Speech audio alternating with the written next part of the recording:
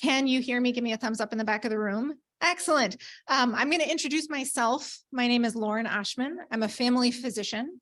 I am the program director for the Michigan Collaborative for Type 2 Diabetes, and I really appreciate you joining us for this hour. I'm going to talk for a few minutes about what our collaborative is, and then I'm so excited that we have some panelists to talk about their experience with you, and that's going to be the highlight of our presentation. So I want to tell you a little bit about MCT2D, what we're doing, why I'm so excited to be part of this collaborative, and then I'll hand it over to Jackie and our panelists. So MCT2D, our motto is preventing and reversing type 2 diabetes in Michigan. And I don't need to tell all of you that diabetes is a huge problem across the country. So these statistics speak for themselves. 34 million people in America living with diabetes today, or about 1 in 10 people in Michigan. And you know, that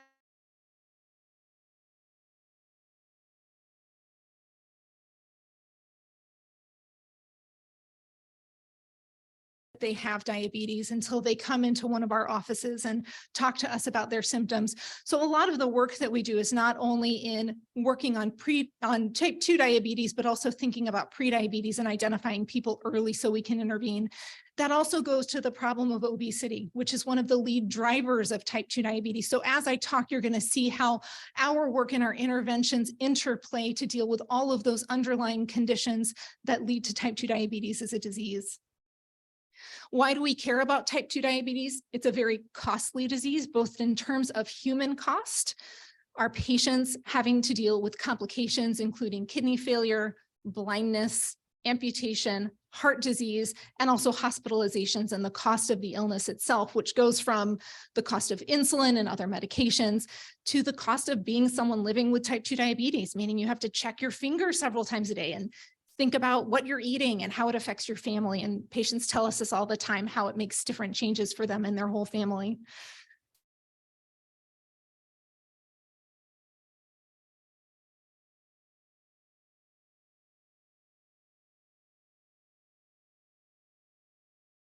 Take your insulin and come back in a year, to thinking about diabetes as a preventable disease and a reversible disease. And so in that paradigm, we think about identifying early or even preventing diabetes if we can. We think about interventions that are helping people live their healthiest lifestyle, eating foods that are, less processed, healthier foods, more fruits and vegetables, less processed carbohydrates, paying really close attention to their lifestyle and potentially using some technology to do that. And then using medications that help the most we can to tackle all of the problems they're dealing with, their fatty liver disease, their obesity, their type 2 diabetes at the same time. And so instead of thinking, diabetes is just genetic, it runs in my family, I'm not going to change my behaviors, it's going to run its course, to really thinking about this as a disease we're trying to tackle, to prevent and reverse. So this takes a pretty big change in the way we think about type 2 diabetes, not just as physicians, but our entire team, our teams working in our offices, our communities, our patients, thinking about the advice people get from a diabetes educator, from a nutritionist, from me. We really have to change the way that all of us are talking and thinking about diabetes. Instead of thinking about diabetes just being insulin deficiency, we need to treat with insulin so that people can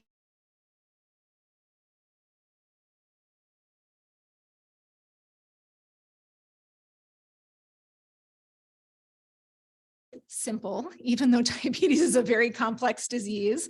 We're thinking about 3 different pillars that we're really focusing on to tell this clear story. The first pillar is prescribing newer medications, and those are GLP receptor agonists and SGLT2 inhibitors. The second is supporting patients in lower carbohydrate eating plans. And the last is expanding the use of continuous glucose monitoring. And I'll tell you a little bit about each of those. When we think about GLP receptor agonists and SGLT2 inhibitors, these are 2 newer classes of medications that are, frankly, not that new anymore. They've been around a while, but our patients, they're still new to our patients if we haven't talked to them about them. So they can not only help improve glucose, like insulin does, but they have specific actions that prevent cardiovascular disease. So when we look at clinical studies, we see lower rates of heart failure hospitalizations for people with heart failure, lower rates of kidney failure, and lower rates of heart disease events when we're prescribing these medications. And that's really the holy grail of treating type 2 diabetes, is trying to prevent these complications.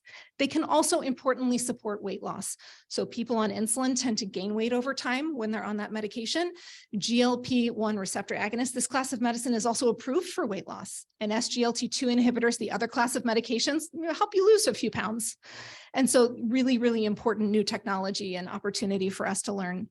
The second is expanding use of CGMs, and raise your hand if you've ever worn a CGM.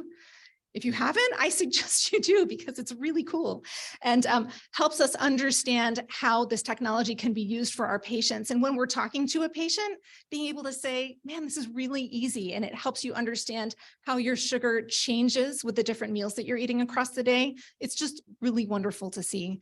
So what we're doing as a collaborative is making sure that insurance covers these monitors and that teams have the tools that they need to make sure that they're available to patients. The last part, and I think the hardest part, is supporting patients in low carb eating. And so raise your hand if you're already part of MCT2D. Those of us, if you have any questions, ask these lovely people about the collaborative afterwards. Real game changer, I think, in the way that I'm at least giving advice to my patients, the way my nutritionist is giving advice to my patients, and the tools that we're producing for physicians and patients to help them and support lower carb diets. Simply put, the more processed carbs you're eating, the higher your sugar is going to go, the less able you'll be to reach your weight loss and glycemia goals. So I want to tell you a little bit about who is MCT2D other than the folks in the room.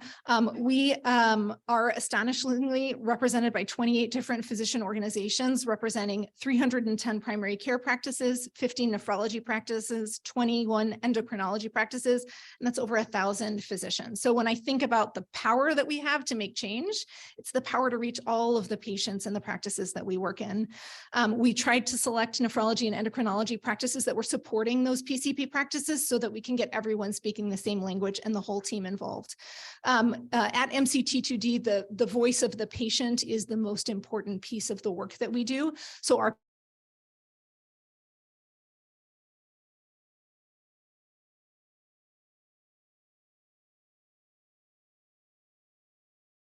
paid to attend because their time is worth it to us. Our steering committee, we just sat our steering committee in the last few months, and these are representatives from, practices, physician organizations, and our patient advisory panel who are helping us as the core.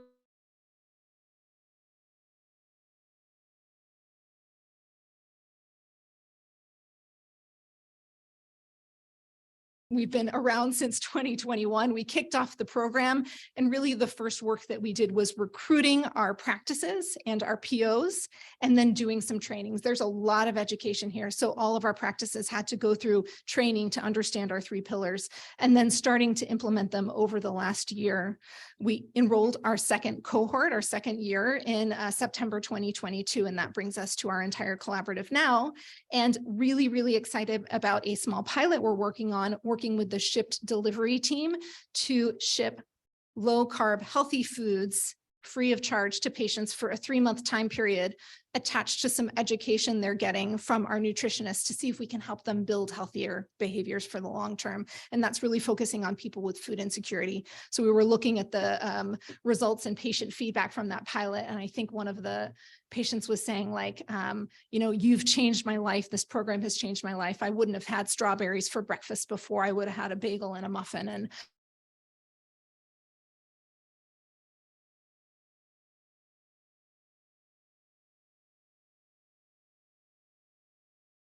what we do, and that is our tools and resources, the support and guidance, data information and reporting, education, and then collaborating together. So these are just some of our tools and resources. And what was most important in starting this team was to make it fun and to make it beautiful and fun to use. So I look at these materials and I say, man, I want to read this as a patient when I go home.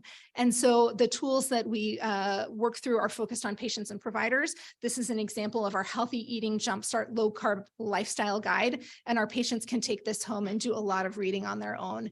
And so we have tons and tons of resources available on our website. One of the other tools I think that's most used is our insurance coverage guide. So when we all started the collaborative, we realized none of us had any idea which medicines were covered by which insurance programs, and we've learned a lot. And so we have this tool for all of the major payers in Michigan. And I used it this morning to pick a SGLT2 medication for one of my patients. So I'm very grateful for them. The second piece is copayment coverage cards. So for patients with commercial insurance, they can use copayment cards. For patient on Medicare who have low income, patient assistance programs. And these are all the tools, again, people in our collaborative asked for it. And so we provide it. We're really focusing on asking people what they need from us. The education, just to talk a little bit more about that, every practice who comes into our collaborative goes through the basic training to understand our pillars, and those are available for CME for other physicians and APPs who want to use them. And then we have these really amazing learning collaborative meetings. We have them monthly, lunchtime, morning, and after work. And some of the things we focused on are bariatric surgery, cardiology, and type 2 diabetes, low carb diets. And then we had a billing and coding for team-based care meeting a few weeks ago that was really, really excellent and well attended. Support and guidance. So coordinating center, kind of keeping this collaborative running. We have a dietitian and a pharmacist who we employ to provide one-on-one resources and teaching to our practices. Guidance on emerging issues. So someone sent us an email, a collaborative participant saying that there was a shortage of medications. What can they do? So we provided resources on that. And then the screenshot is from one of our webinars sharing best practices. And you're going to hear a little bit about best practices today. Finally, we do have a data reporting website so that practices can identify patients with type 2 diabetes who have poor control, for whom they might want to intervene with one of these interventions. And we're going to be using that over time to build a dashboard for quality improvement.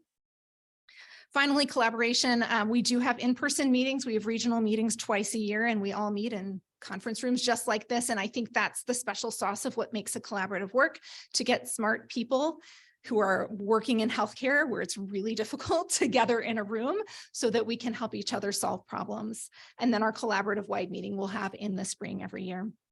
So next steps, what are we going to do next? We just finished asking all of our collaborative members for some feedback at the end of our year, and they are really most focused on obesity and prediabetes. So you're going to hear more from us about those two topics in the future. We're going to be enrolling more practices in 2024. And this data piece, really getting actionable and trusted data about type 2 diabetes, we're going to be launching performance measures in 2024, and then moving from value-based payment just for participation to performance as well. I'm going to turn it over to Jackie. I'm going to bring our panel participants up. And, the last thing I'll say is that the feedback that we got from our participants is that MCT2D is the collaborative they work with where we give them things and don't ask. And so that is really what we are about. If you come to us with your problems, we're going to work together to solve them. So please give a round of applause to our panel participants. Thank you.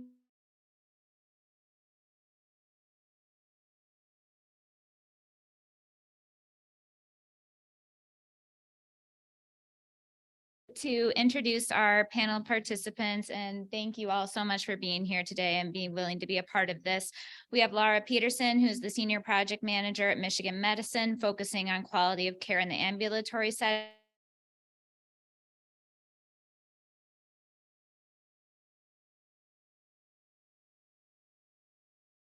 Who is a clinical quality coordinator at GMP Network. Amanda has over 10 years of experience as a certified medical assistant working in various clinics and hospitals. She is also over a quarter Blood Quantum Native American and a member of the Red Cliff Band of the Lake Superior Chippewa Indians.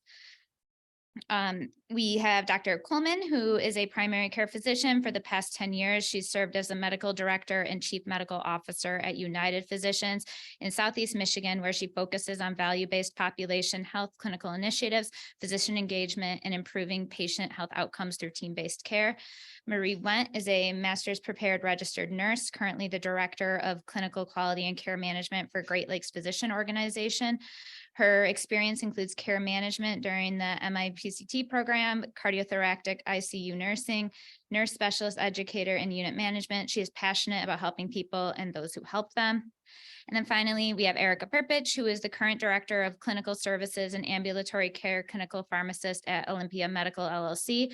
As part of her pharmacist role at Olympia Medical, she functions as a lead care manager at 3 primary care clinic practice sites in a hybrid model involving in-person and virtual chronic disease management focused largely on diabetes, hypertension, and hyperlipidemia management. Erica co-established and currently leads the centralized transition of a care pharmacist program for Olympia Medical, which involves calling high-risk patients post-discharge and completing a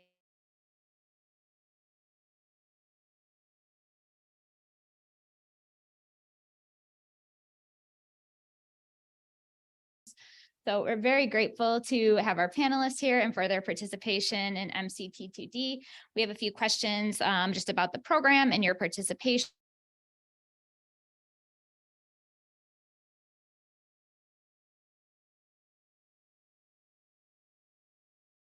MCT2D. So I don't think we really changed a lot in the way we work with our practices, because we've always had a team that has interacted with the practices and supported them in various initiatives. I would say that when we approached them with this project or initiative, they were really excited about it, because it's a population that they see all the time, that they really would like to help improve. So it wasn't a tough sell. Okay, good.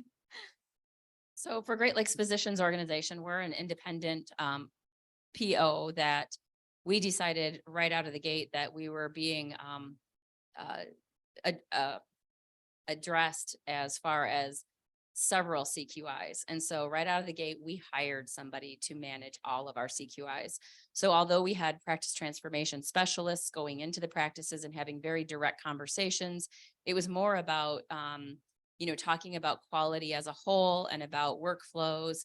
And we had somebody now to go in and specifically talk about diabetes. And so that changed, greatly for us. And that person has developed a personal relationship. It's Susan Bardis. And I can't take credit for any of this because she does all the hard work. She's on vacation today. She developed a very personal relationship with the key people at the practices, whether it's the clinical champion, the care managers, or even in the MAs. She is in there emailing, texting, calling, face-to-face with them, and really taking everything that's being offered from this program home to these practices. So it's really good. So hi, at U of M, we didn't change too much either. We already had a pretty central program, but we have 5 practices that participate out of our 14 primary care clinics. So we're able to have a dedicated monthly meeting with the practice champions from those 5 practices. And it really gives us a space to focus totally on MCT2D and diabetes care. And we really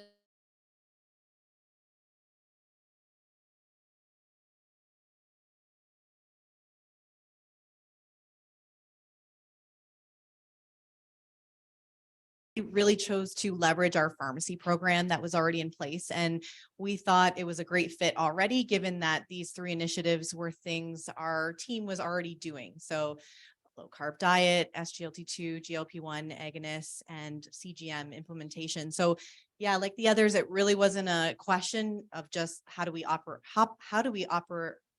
make it an operation that works for our practices. So we really leveraged our pharmacists as our clinical champions for our practices. And we currently have them, one embedded in 4 different practice sites, as well as myself embedded hybridly in 3 different practice sites as well. So it really fit kind of our model already that we had in place. At GMP Network, our physicians are already kind of doing a lot of what MCT2D is about. So it's just a matter of coming up with a workflow that ensures that the goals of MCT2D are embedded into our practices. And along with part of that workflow is incorporating our care management team with our patients. As most of the other panelists said, having me come into the practices, ensuring the physicians are utilizing all the resources and printing those off or even emailing them to the practices. Great, thanks. So now that we've talked a little bit about what changes or positions that you've had to kind of put yourselves into for facilitating the work in MCT2D, what benefits have you guys seen as a result of participating in the program since you've started in your first cohort year?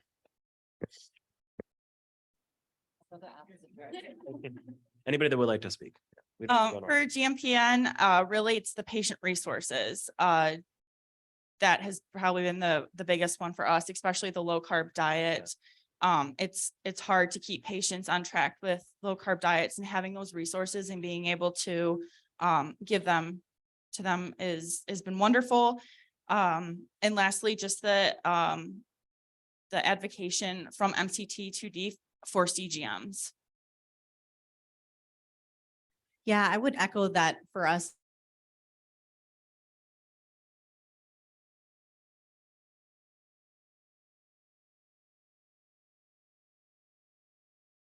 Educate our providers has been really key.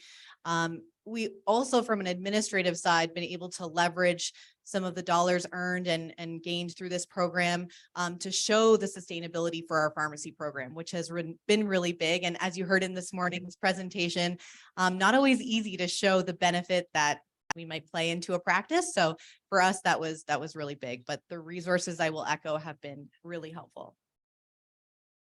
I have to double echo the resources and the education. I think our providers have been able to learn a lot about these, new treatment paradigms. So that's been extremely helpful. I think the VBR incentives as well, just showing to our health system that, we can, make money from participating, and this is going to be good for patients, and we can take that and reinvest back into the program. So I think that's a lot of the big support we've seen from the participation. In addition to the tools that have been provided, it's not that we didn't have tools, they were just kind of fragmented. We were pulling them from national sources or from drug reps and things like that. And now it's all in one source, and we have a voice in those tools. So it's really, really nice to be able to say this tool should address this audience, and they're working on it. Like they're working on it the very next day. And so that's super helpful. The dietitian consults have been a huge help, because a lot of our practices, the RNs know the diet, but they didn't understand definitely between low carb, lowest carb, keto. We hear we shouldn't do keto. So having those one-on-one conversations with dietitian was exceptionally helpful. And then, like they were saying, having the payer, the ability to talk to the payers and say, this is what we need. This is what we need to understand. This is what our providers and our patients need. We get answers. We're able to go to them and say, this is what our question is, and we get it answered. So, and then it comes out in a tool. So that's even better. And the tools are great. I think for us, so we're an independent PO. We have about 40 plus different EMRs. We have a large number of our practices participating. We have about 20 PCP practices. For me, it's been the dashboard and the data and being able to look at our entire population. And, I know at the practice level, our practitioners can do that. They can pull a report, but I don't have a line of sight to that is all in one place like that. So it's really helped us think about guiding them in terms of referrals to different care management disciplines and really targeting some of those members that may be getting missed. Thank you so much. So to follow from that, around the benefits to your POs and practices, what benefits have you seen for your patients with the increasing use of SGLT2s and GLP-1s, increased use of CGMs and low carb diet?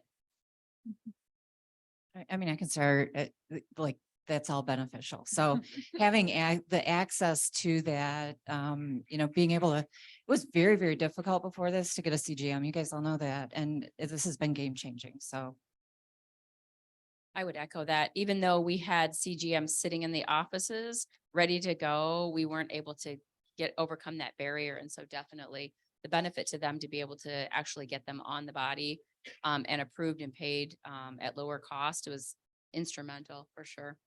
Anecdotally, we're seeing, weight loss, better self-monitoring, following plans of care. I mean, it is just escalating down into a good path for all of our patients. Yeah, at U of M, we're definitely seeing an increase in CGMs, but I think we still have more that we can do with this around, a process to help patients get these. I think the providers are still finding it challenging. So I think, the more resources that we can put into that, is going to be even better. But I think with the expanded coverage that MCT 2D has been able to help with has been very helpful. Yeah, I'll echo what's been said already, but really patients are so happy. They see their results and they're losing weight. We get excited for them because their A1C went down. And so it's powerful to hear those comments and see your patients come back controlled. Regarding CGMs, we found a lot of success using them for low carb diet education. So I would even emphasize that even more to say, have a patient put on a CGM, even just to learn what's happening in their body and learn how the carbs are affecting their sugars. So they can actually see a number and see that graph go up. So that's been really eye-opening for our patients who tell us, oh yeah, I see what happened when I went to McDonald's and had a burger. I might not do that all the time anymore. So that's been really helpful to actually show them with some technology. Just as they all said, very covered very well. But for GMPN, we've really seen better blood glucose control with patients. And really just identifying the fact that prior to MCT 2D, a lot of our practices didn't have time to fight insurance companies on getting CGMs covered, doing this prior authorization, whereas now MCT 2D has been able to offer us black and white criteria on what those prior authorizations need to have in them. Great, thanks. So regardless as to participation in MCT2D, so for any POs in general that are looking to improve their care for their type 2 diabetes patients, what advice would you give them to get started? First, I would suggest just identifying ways to focus on those patients who are more at risk. So your patients who have, their hemoglobin A1Cs are above 8, have other chronic conditions with that, and just using all your tools in your toolbox and meeting the patient at where they're currently at. And then lastly, I think, diabetes has always been looked at such a progressive disease, and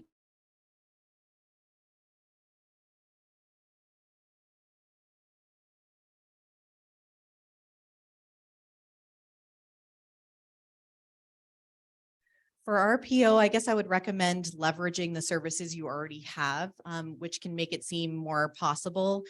For us, we really did merge the MCT2D program and initiative with our care management program. So leveraging the billing part of it, who's a part of your care team, who can take on this role. So we kind of put those two together in all of our conversations and really leveraging diabetes management in that way through team-based care. That way we can bill for our services and all the work we're doing, and show benefit too in the quality measures, and the 3 pillars of this program. So yeah, I would say leverage what is already there and what team members you have within your practice sites.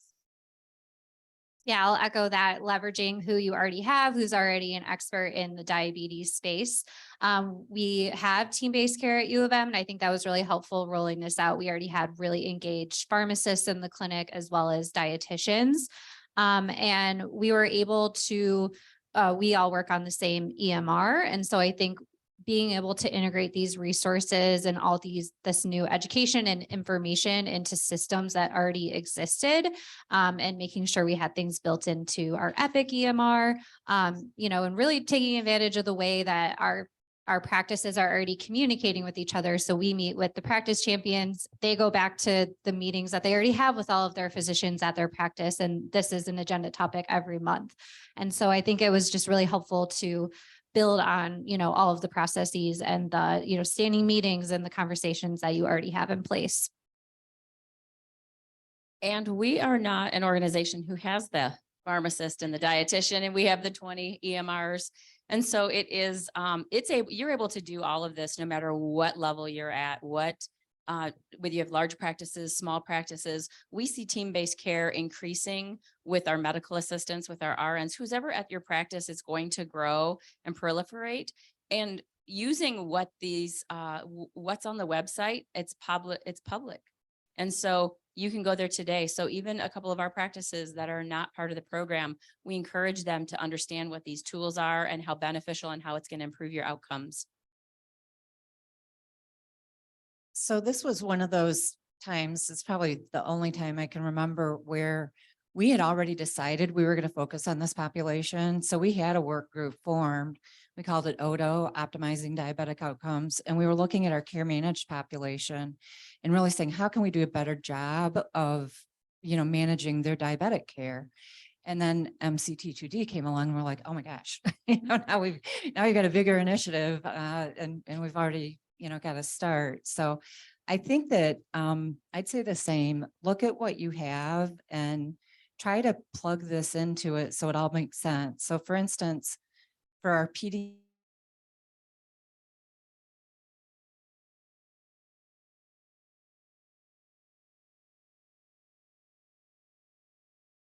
really target that population.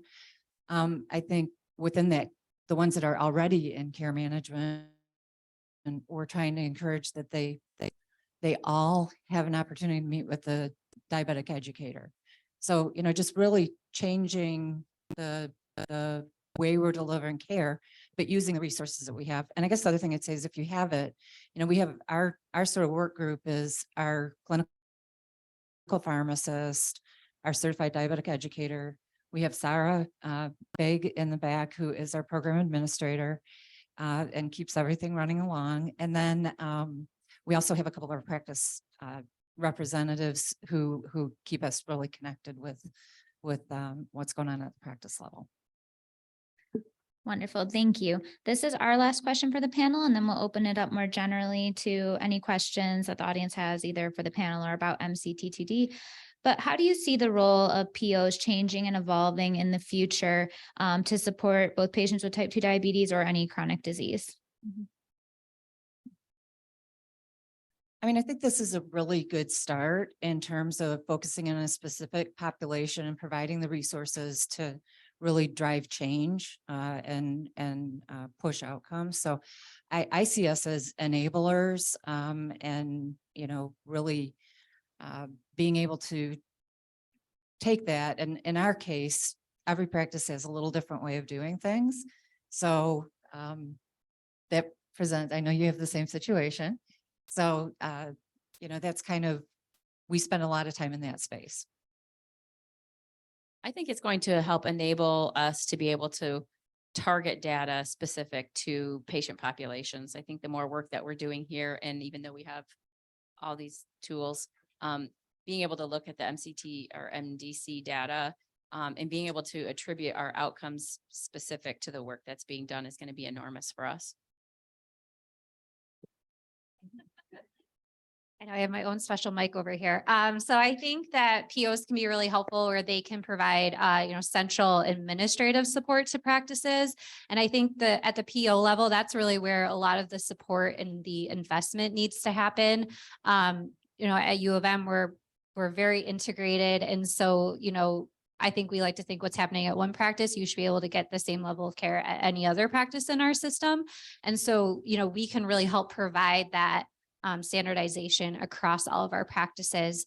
So I think the POs are going to be really supportive, and especially as, POs are in a position where we get to come to meetings like this and talk with Blue Cross and, really help inform, these programs that are going to benefit our patients.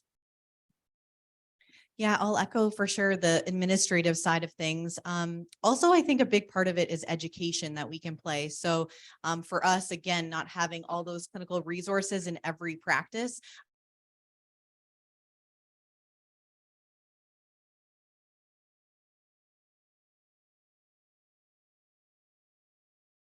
I think can come a little bit from the PO if they have that clinical capacity. So for us having, for example, our pharmacists take a little bit on that role. I think another part moving forward is integration between and collaboration between specialists and PCPs, which is a struggle, as we all know. But I think more can be done from a PO standpoint to help merge the two and really work together. So that's something I think we're gonna look to this year and moving forward. I'll echo definitely what you said as well, but advocating just for not only patients, but providers, I think could be a huge role into voice to insurers about for better coverage and better medication coverage. And lastly, just collaborating with statewide entities like MDHHS, MSMS, just to put like coverage like caps on cost, so that way diabetes medications and like insulin pumps, CGMs are all can be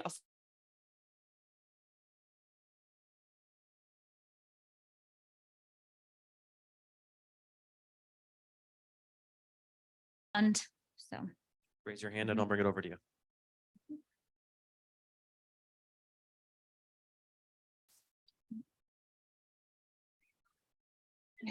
Just so that our video can pick it up.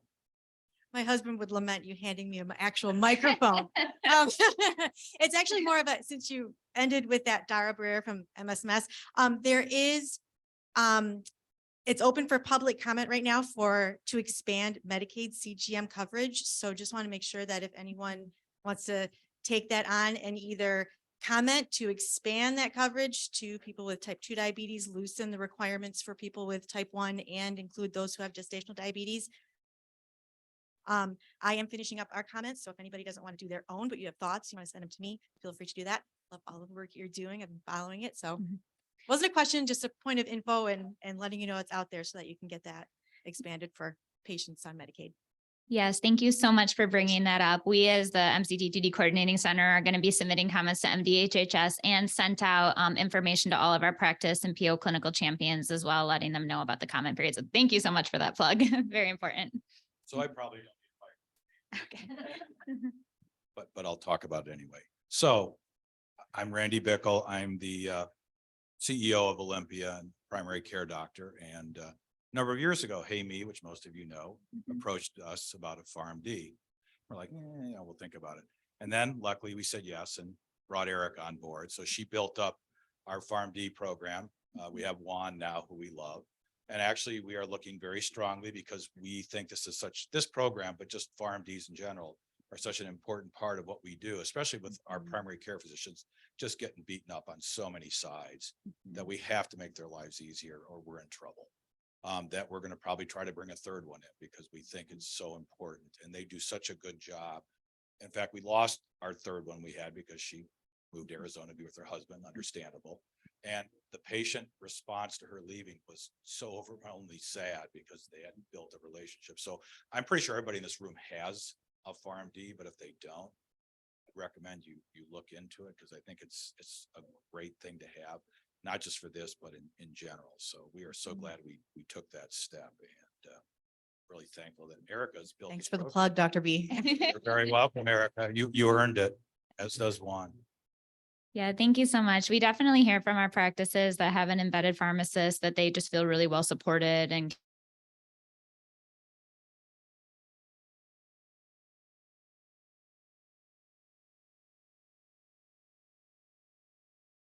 want to. It goes back to showing the benefit and the sustainability of hiring a pharmacist. So I think I just want to emphasize that programs like this, where you can show the benefit of having that clinician within your practice, can go a long way. So the funds earned through this program can help support hiring of additional folks for your offices. yeah, thanks so much. That's U of M.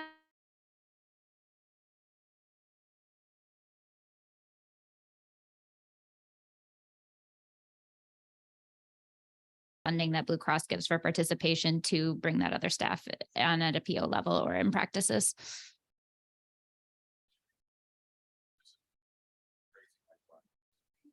The one concern that I do have, because everybody's doing GLPs and SGLTs, is the cost. Because remember, a lot of us are on risk contracts, pretty significant risk contracts.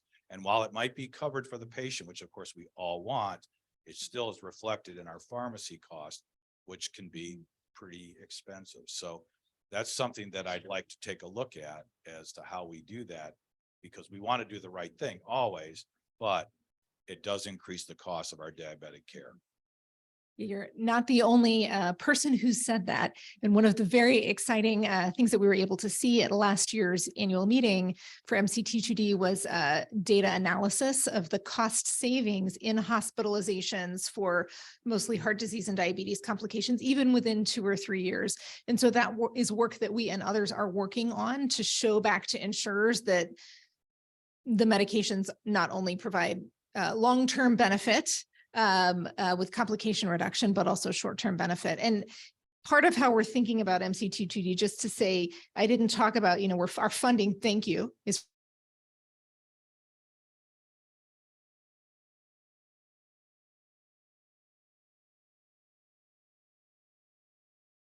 patients on all EMRs from all payers is a lot of work, but it's important to us because then we can start to show those sorts of outcomes on a population basis and look at how we can make sure the medications are used for the patients who are going to benefit most, which is really people with pre-existing chronic kidney disease, people who already have heart disease. In some ways, I think our participants really worry, oh, you're going to, give me a % of patients that I need to have on these medications. That's not true. I think we're really looking at appropriate guideline directed care.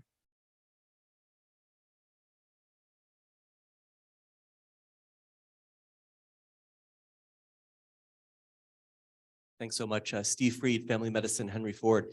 So great presentation. I really like the one sheet that basically went through the payers and which payer covered which medication. I guess the question is, how quickly does that become obsolete and have to be updated? I'm sure this has come up, right? Yes, we update it quarterly because that's what we've found the insurance companies update their coverage on. So once a quarter, we have our team go through, look at every formulary and make sure that it's still accurate. So that's why we try to not hand out paper versions of that too much, because we don't want it sitting in a drawer somewhere and being used 6 months later when all that information's changed, but we always have the most current version on our website.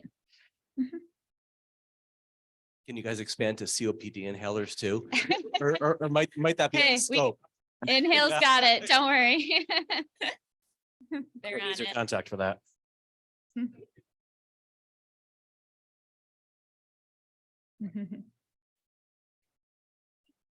We have about 3 more minutes. Any more questions? While you were looking for more questions, I just want to thank Jackie Rao and Jake Reese, who are our program managers. The funding and support that Blue Cross goes into giving us has allowed us to hire data managers, graphic designers, pharmacists, nutritionists, content experts, and Jake and Jackie really make this place run. So much appreciation to everyone who is participating and to all of you for taking your time, and just much appreciation to Jackie and Jake, because without them, we would not have an MCT2D. Thanks, Dr. Hoffman. Thanks. That's so nice. All right. Well, thank you everyone so much. And thank you to our panelists and all of our participants in MCT2D. We love working with you and look forward to continuing to collaborate with you on type 2 diabetes care.